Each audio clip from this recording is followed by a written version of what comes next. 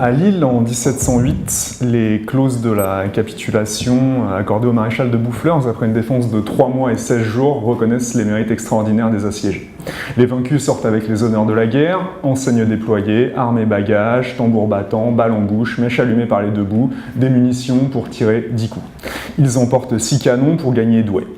Ces marques d'honneur s'accompagnent de nombreuses garanties. D'après l'article 16 de la capitulation, aucun soldat de la garnison ne pourra être débauché par les vainqueurs. Les auxiliaires administratifs nécessaires au bon fonctionnement de l'armée ne sont pas oubliés. Commissaire ordonnateur des guerres, trésorier de l'extraordinaire, commissaire des vivres, chapelain, aumônier et chirurgien. Les Alliés fournissent une centaine de chariots, dont 2 chariots couverts, et des bateaux pour le transport des malades, des blessés et des bagages. Ceux qui sont trop gravement atteints sont soignés dans l'île, logés convenablement, je cite, soignés, nourris comme ils le seraient dans les hôpitaux du roi très chrétien, précise l'article 6 de la capitulation. Les vainqueurs prennent ainsi en charge les soins des blessés, comme ils l'avaient fait à Nice en janvier 1706, lorsque 200 blessés ennemis hors d'état d'être transportés sont traités aux dépens du roi. De telles redditions honorables participent à la perception des guerres de Louis XIV comme des guerres réglées et limitées, qui verraient, par contraste avec les conflits religieux du siècle précédent et avec la guerre de 30 ans, une limitation de la violence. La question du sort des vaincus à l'issue des combats et des sièges joue en effet un rôle décisif dans cette perception de conflits limités et chevaleresques pendant le règne de Louis XIV. Le règne de Louis XIV serait marqué par une amélioration du sort des vaincus. Pourtant, des capitulations aussi favorables sont finalement rares, et une telle perception des guerres de Louis XIV s'apparente largement à une déréalisation de la guerre. En effet, si la reddition honorable s'impose effectivement comme une norme, au sens de règle et d'horizon d'attente à l'issue des sièges pendant les premières guerres de Louis XIV, le tableau change complètement dès que l'on s'éloigne du cadre rassurant et normé des sièges royaux pour s'intéresser aux autres formes prises par la guerre sous le règne du roi Soleil, en particulier pendant les 2 derniers conflits du règne. La guerre de la Ligue d'Augsbourg et la guerre de succession d'Espagne mettent en effet aux prises l'Europe coalisée à la France, face à la France du Grand Roi, qui est isolée et qui est donc contraint par les nécessités opérationnelles et stratégiques de durcir la guerre. Construisant des figures de l'ennemi qui permettent la radicalisation de la guerre, la propagande française accompagne un processus que je qualifierais de totalisation.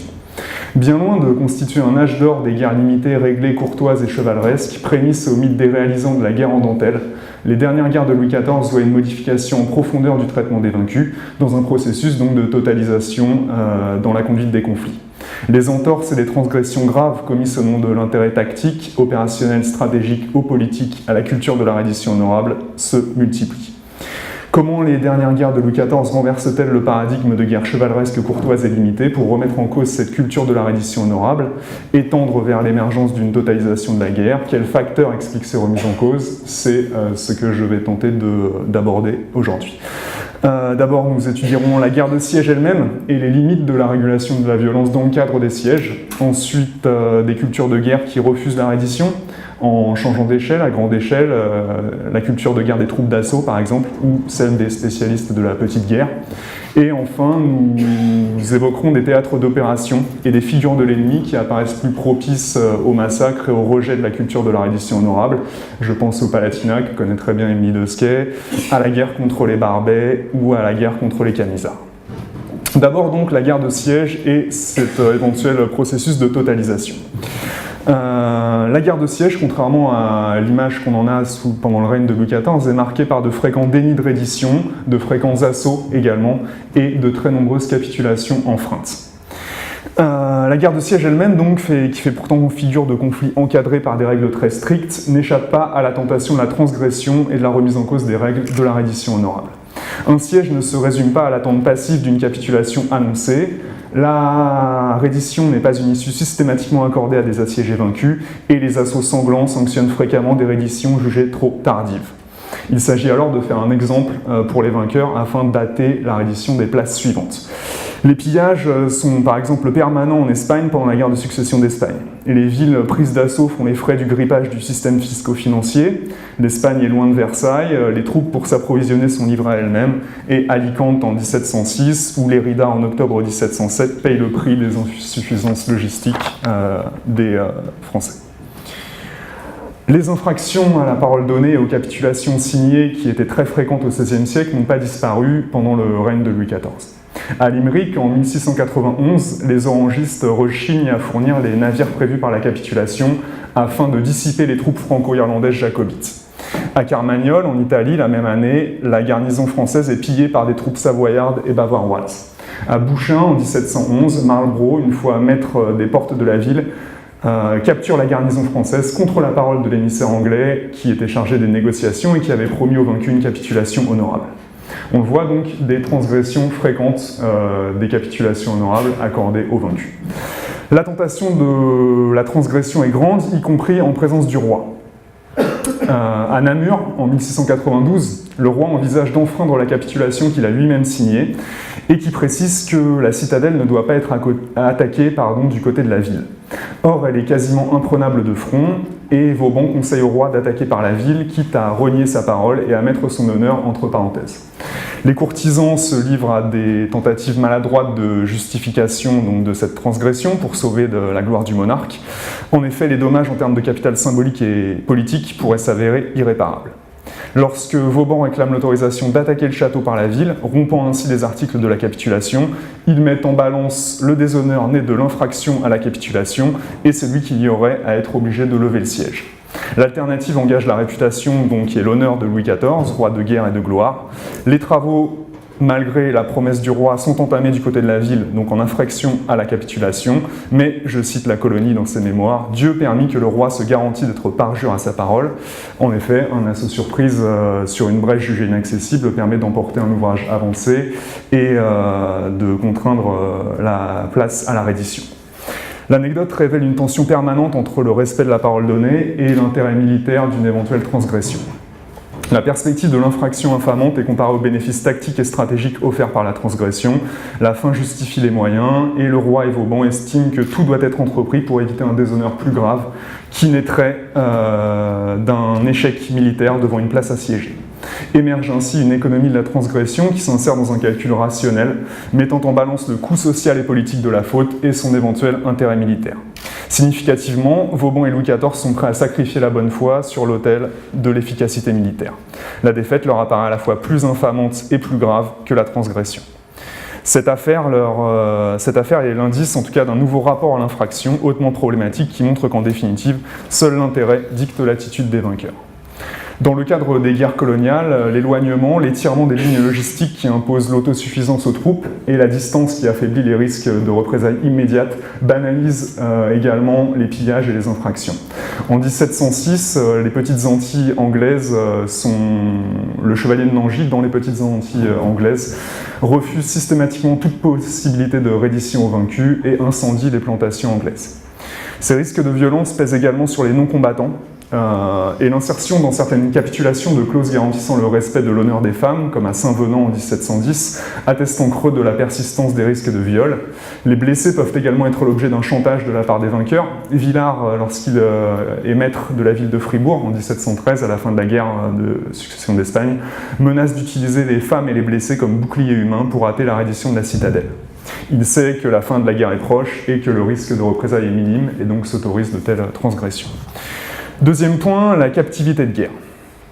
Sans même évoquer les transgressions et les refus de reddition, les capitulations se soldent de plus en plus fréquemment pendant la guerre de succession d'Espagne par des clauses plus dures pour les vaincus qui remettent en question l'idée d'une large diffusion de la culture de la reddition honorable. La captivité de guerre est une issue de plus en plus fréquente au cours des dernières guerres de Louis XIV. L'attrition devient une composante essentielle de la conduite de la guerre et la capture des vaincus se généralise dans une logique de réciprocité et de représailles. Il s'agit de dénier des troupes à l'adversaire. Exceptionnelle auparavant, la captivité d'une garnison défaite à l'issue d'un siège tend peu à peu à se banaliser jusqu'à devenir, pendant la guerre de succession d'Espagne, une nouvelle norme. Ce conflit fait figure de tournant en ce qu'il marque l'entrée dans une logique d'attrition. Donc, les exigences de l'économie de la guerre conduisent de plus en plus à rechercher la capture des garnisons vaincues. L'usage qui autorisait les garnisons à quitter leur place vie et back sauf est supplanté souvent par la captivité de guerre, une issue qui devient sinon une règle, du moins une habitude admise par tous et un risque assumé de plus en plus par ceux qui se sont rendus. La guerre de succession d'Espagne, qui marque une lutte pour la survie du royaume, est à cet égard un tournant. On peut multiplier les exemples, mais entre autres, retenons les garnisons de la Mirandole en 1702, de Limbourg en 1703, de Mortaigne, d'Anzin, de Saint-Amand, de Marchienne en 1712, qui sont toutes contraintes de se constituer prisonnières. Cette généralisation de la captivité de guerre pour les garnisons vaincues témoigne sans doute là d'un processus de totalisation dans la conduite des opérations. Troisième point qui peut-être est un indice de ce processus de totalisation, c'est la multiplication des procès de gouverneurs pour lâcheté et trahison, en particulier pendant la guerre de succession d'Espagne. La guerre de succession d'Espagne voit en effet se multiplier des affaires qui avaient connu une certaine éclipse pendant les premières guerres de Louis XIV, les procès de gouverneurs donc accusés de lâcheté et trahison pour des redditions hâtives et des défenses jugées insuffisantes. Cette criminalisation de la reddition, qui met en branle la justice extraordinaire rendue par des commissaires, place les gouverneurs sur la corne d'un dilemme. S'ils se rendent trop tôt, ils risquent le procès, la dégradation infamante et la mort sociale, et s'ils se rendent trop tard, cela signifie qu'ils risquent la captivité de guerre ou l'assaut meurtrier. La guerre de succession d'Espagne constitue donc une période de flambée des procès d'officiers pour lâcheté et trahison. En 1706, le gouverneur de Goito, accusé de s'être rendu précocement, est arrêté et jugé à Mantoue. Laboulet, le gouverneur d'exil, est embastillé en janvier 1709 pour répondre de l'accusation de mauvaise défense de la place dont il avait la garde. La Jonquière est également accusé de s'être rendu trop tôt à Port-Mahon. Lamotte, le gouverneur de Gand, est lui aussi soupçonné d'une reddition précoce. Il échappe au procès, mais il est promis à la mort sociale et condamné à un exil intérieur loin de la cour. En 1712, l'Abbadie rend le Quesnoy, ce qui lui vaut un séjour à la Bastille pour répondre d'une reddition, là encore jugée déshonorante. La guerre de succession d'Espagne voit donc se multiplier les procès intentés à des officiers particuliers ou à des gouverneurs de place accusés de trahison et de lâcheté. Entre 1702 et 1714, Saint-Simon relève un nombre d'affaires presque équivalent au pic que constitue la guerre de 30 ans dans ce domaine. Les années 1708-1709 marquent un paroxysme imputable à une situation militaire catastrophique. La monarchie aux abois cherche désespérément des coupables à jeter en pâture au public. Et en criminalisant la reddition et la défaite, elle entend ainsi provoquer un sursaut moral parmi les combattants. La peur du châtiment doit servir d'aiguillon à l'honneur. Les adversaires de Louis XIV se mettent au diapason et adoptent les mêmes pratiques répressives. En 1703, par exemple, Darco, le gouverneur impérial de Brisac, est décapité pour avoir mal défendu la place. Si on change d'échelle, on s'aperçoit que lorsque l'on quitte donc, le siège dans sa globalité pour s'intéresser à une certaine phase du siège, comme l'assaut, le règne de Louis XIV voit se réaffirmer des cultures de guerre qui refusent la reddition. C'est le cas de la culture de guerre des troupes d'assaut et également de la culture de guerre des spécialistes de la petite guerre. Donc. Certaines unités, comme les troupes d'assaut lancées contre les brèches, pendant les assauts donc des brèches, des ouvrages avancés, les grenadiers, les mousquetaires se caractérisent par une très faible propension à accorder quartier à l'adversaire. Je profite ici des travaux de Rémy Masson sur la Maison du Roi, et la compagnie des grenadiers à cheval de la Maison du Roi se targue ainsi de ne point faire quartier. C'est une troupe de choc, employée en première ligne lors des assauts, qui forge une culture de guerre adaptée aux exigences de la guerre de siège et aux opérations d'assaut de brèche. Elle ne fait pas de prisonniers et revendique cette culture du massacre jusque dans sa devise, Unique terror, undique letum, donc la terreur et la mort. Son recrutement méritocratique et sa composition sociologique expliquent pour une part cette culture de guerre et ce rapport aux vaincus. Cette unité compte en effet de nombreux roturiers sélectionnés uniquement pour leurs aptitudes physiques et guerrières. Ces combattants d'exception renversent et refusent comme un moyen de se singulariser les codes d'honneur de la bonne guerre chevaleresque et aristocratique. Mais c'est surtout la nature de leur mission qui les oblige à n'épargner personne. Les premières phases d'un assaut sont caractérisées par la violence, la confusion et l'indécision. Dans ce moment critique, les assaillants ne peuvent s'encombrer de prisonniers sans courir de graves risques pour leur propre sécurité si le combat venait à changer d'âme et si l'adversaire présumé vaincu reprenait les armes contre son vainqueur. L'impact psychologique du massacre peut aussi susciter une panique, puis une déroute fatale aux survivants. En outre, l'arsenal de ces tueurs laisse peu de chance à leurs adversaires. Les grenades, les tirs délivrés à bout portant, les armes blanches causent des blessures souvent mortelles. Ces troupes attestent de la persistance d'une culture du carnage sous le règne de Louis XIV, au point que la réputation de ces unités d'élite les précède, et bien souvent la peur fait lâcher pied précocement à leurs adversaires, terrifiés à l'idée du sort qui les attend. À Namur, en juin 1692, justement, mousquetaires, grenadiers à cheval et grenadiers lancent l'assaut sur une redoute de la citadelle. Barbézieux écrit au maréchal de Lorge, je cite, « Les ennemis, quoiqu'en fort grand nombre, ne firent aucune défense, et après avoir fait leur décharge, prirent la fuite. » Donc là, le rôle de la peur et de la panique. Ce fut là qu'il y eut plusieurs de tués à coups de sabre et d'épée. Or, les troupes de la Maison du Roi constituent des modèles d'excellence martiale pour l'ensemble des armées françaises. Ainsi, au cœur même du dispositif militaire de la monarchie absolue, au plus près du roi de guerre, la culture du carnage supplante la culture de la reddition honorable. Elle est un habitus pour des forces d'élite comme les grenadiers, que leur rôle de fer de lance lors des assauts ne prédispose pas à la clémence. Le champ lexical du massacre accompagne chacun de leurs engagements. Il est difficile de dégager la part du lieu commun littéraire dans ces représentations. On peut citer par exemple en janvier 1704 l'assaut des grenadiers sur Castelnovo tenu par les impériaux. Retenant leur feu, ils essuient la décharge ennemie avant de submerger le village. On compte 700 tués pour seulement 300 prisonniers, soit un ratio d'1 pour 2,5 qui témoigne donc d'une grande brutalité à l'égard des vaincus.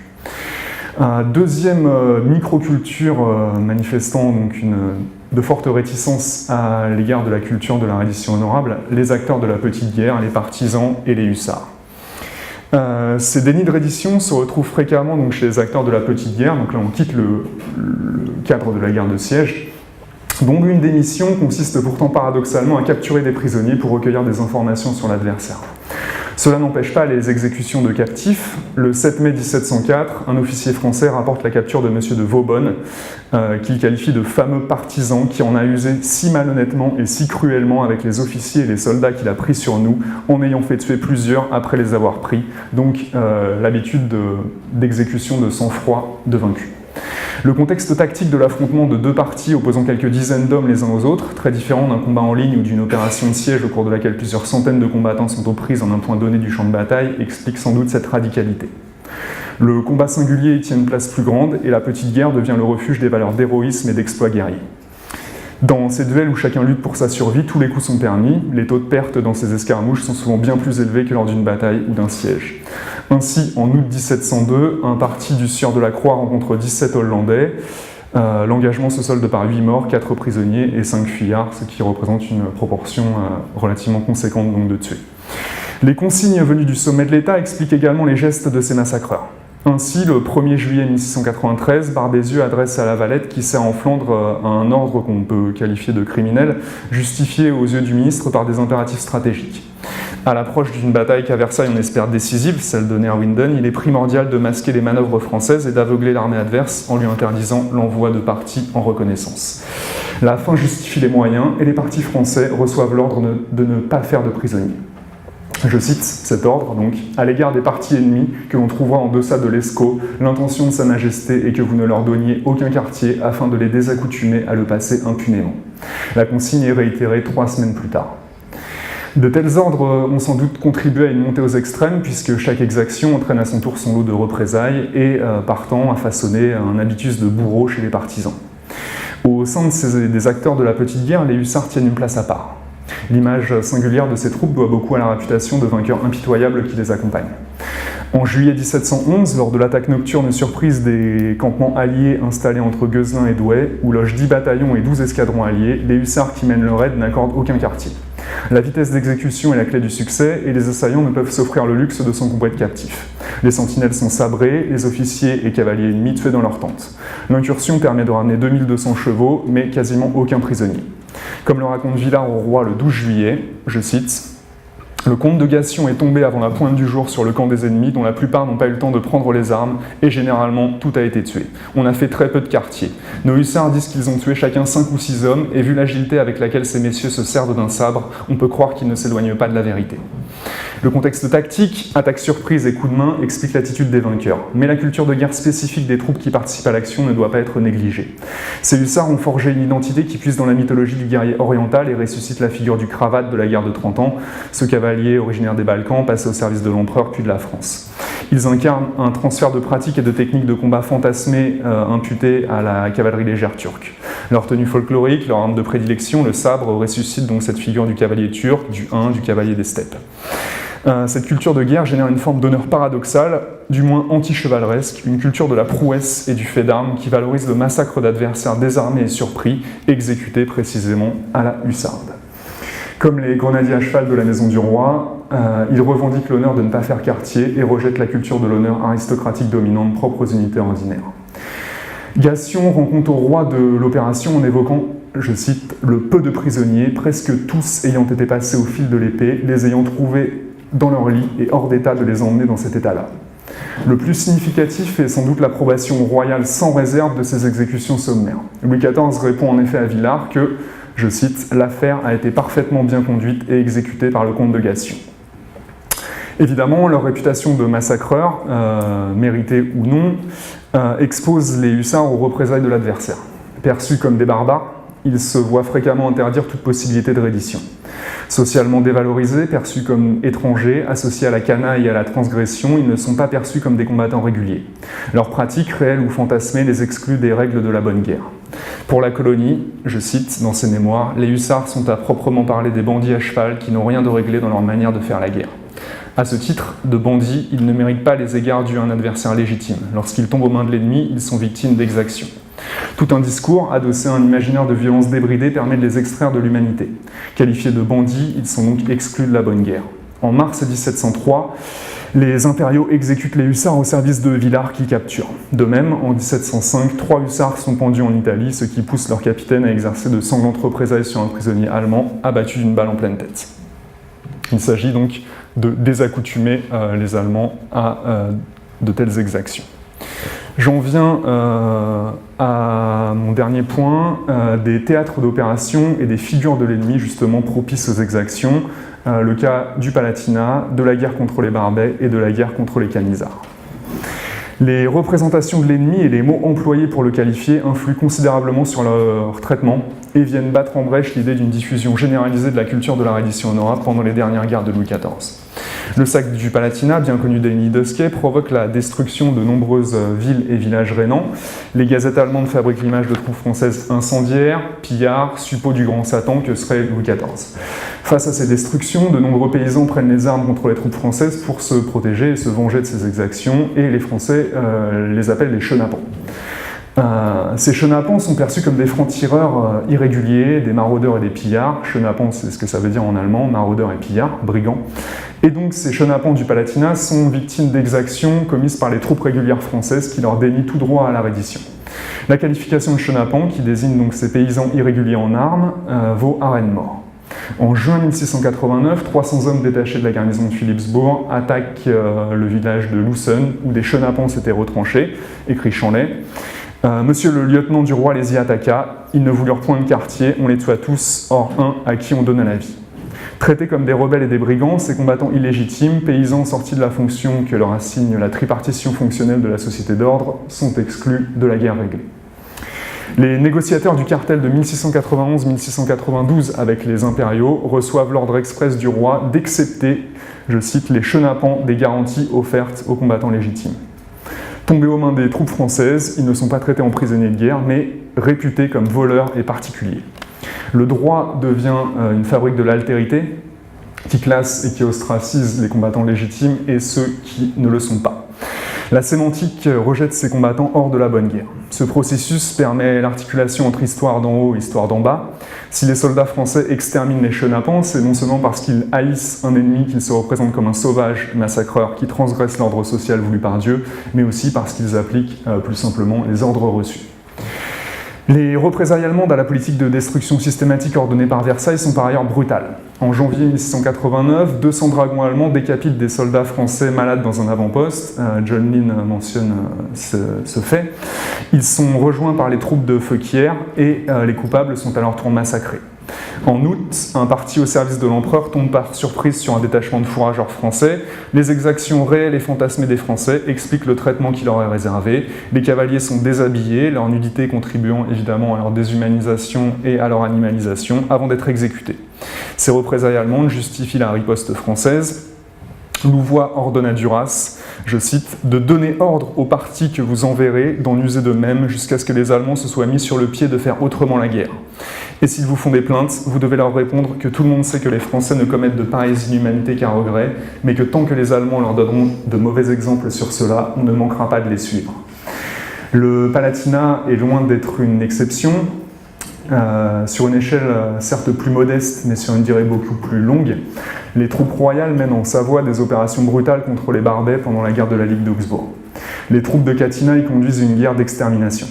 Si ces adversaires déconsidérés et haïs sont parfois épargnés, ils sont le plus souvent massacrés. Le professeur Lynn n'hésite pas à employer le terme de génocide pour qualifier ces affrontements.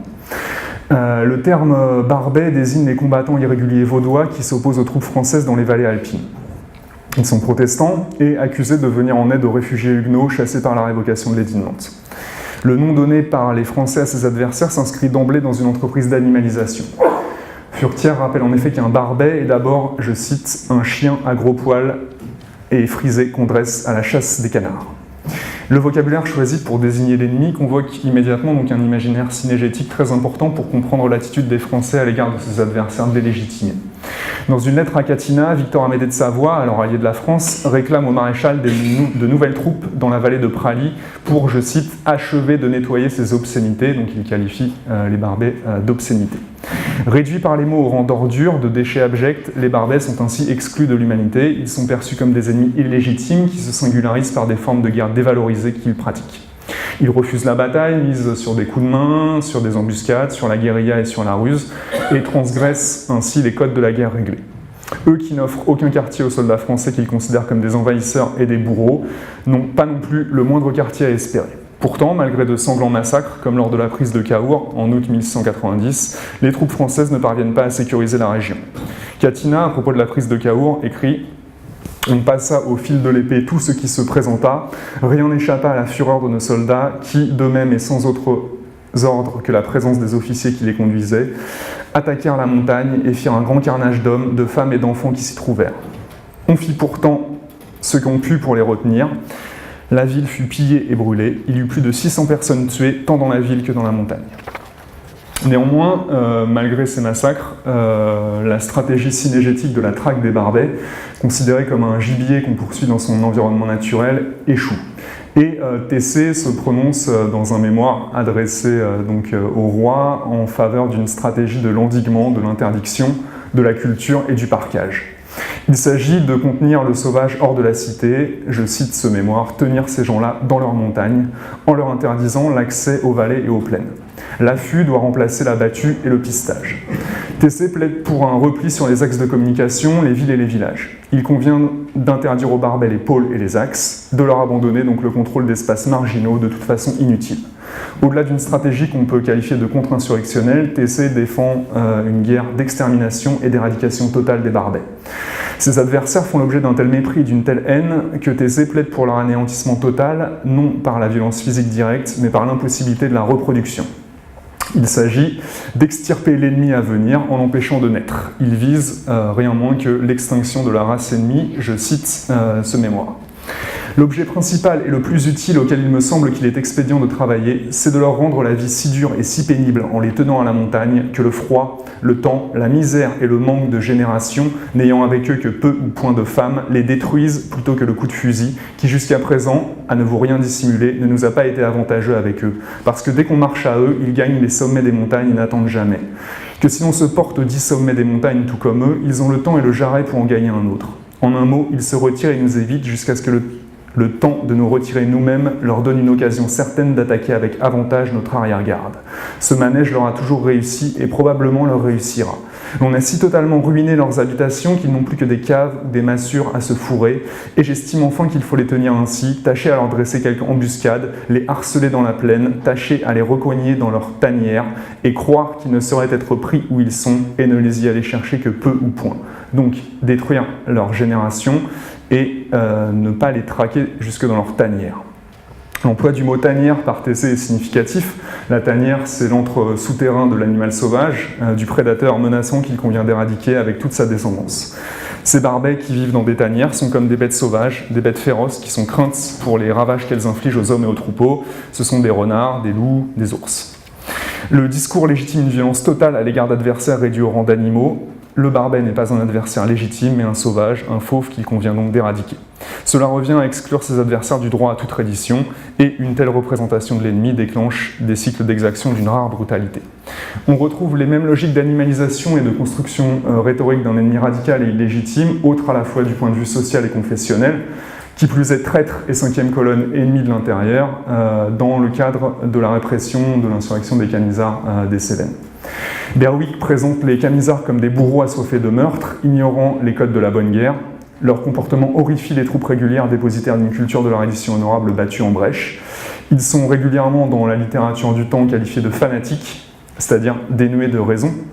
Ils sont réputés égorgeurs et incendiaires, furieux et acharnés, perçus comme des bêtes sauvages qu'il convient d'exterminer. L'objectif est là encore, d'après les textes des contemporains, de les détruire, comme on éradique un animal enragé, car ce sont des monstres, je cite, face à qui toute clémence est coupable. C'est une lettre de Montrevel à Chamillard. Berwick conduit ainsi à l'échelle d'une province une guerre d'anéantissement contre un adversaire déshumanisé, incarnation d'une sauvagerie maligne, diabolique et primitive. En conclusion, on peut donc dire que, vu de Versailles, les guerres de Louis XIV marquent l'apogée d'une culture de la reddition honorable. Mais sur le terrain, en changeant d'échelle et en s'éloignant du cadre réglé relativement de la guerre de siège, la dynamique de totalisation est nette. Contre des adversaires perçus comme illégitimes, la reddition honorable n'a pas cours. Pour les spécialistes des corps à corps qui jouent leur vie dans les assauts ou les missions de reconnaissance, la culture de la reddition honorable apparaît dangereuse et contre-productive. Même dans le cadre réglé de la guerre de siège, la généralisation de la captivité de guerre pendant la guerre de succession d'Espagne témoigne du rôle joué par les dernières guerres de Louis XIV dans la prise en compte de l'attrition, c'est-à-dire le fait de dénier le plus de troupes possible à l'adversaire, comme une composante décisive de la guerre. La guerre du XVIIIe siècle voit d'ailleurs la généralisation de nouvelles formes de reddition honorable. Les honneurs de la guerre sont rendus aux vaincus jusque sur le glacis de la place. Les vaincus sortent en armes avec drapeau et tambour, puis remettent ses armes et entrent dans la condition de prisonnier de guerre à l'issue de ce rite de passage. Je vous remercie.